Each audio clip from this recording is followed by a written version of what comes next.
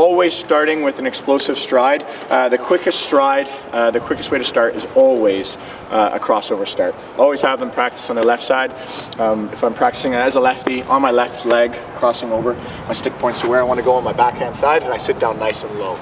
This is a player waiting for a bus. This is a player ready to skate at a AAA level. On the other side, I would do the exact same thing. My stick would point to where I want to go.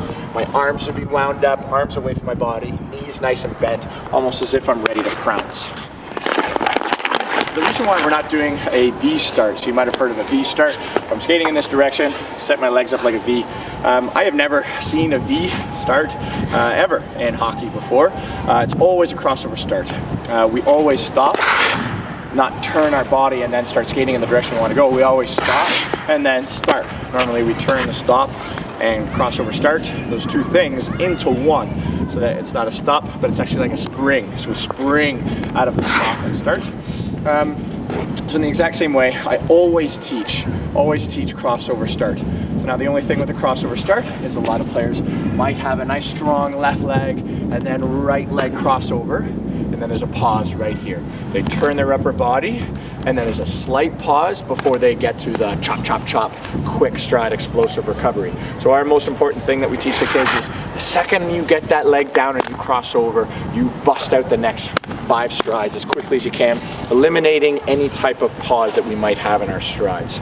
So I'll do a few more demonstrations, and you can check out just how quickly my crossover is, and then how quickly I bust out the next 5 strides. Most important thing, again, just listen to the noise. The recovery should always sound very, very explosive.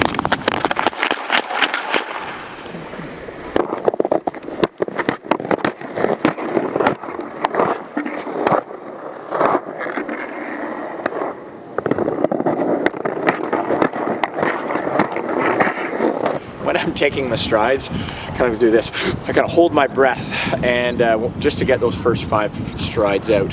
So I don't really want you thinking about anything else when you're taking those first, again, I say 5 strides, 5 to 15 strides, just to accelerate. I don't want you thinking about very much. I just want you thinking about going in a nice straight line, and I don't want you to think about breathing.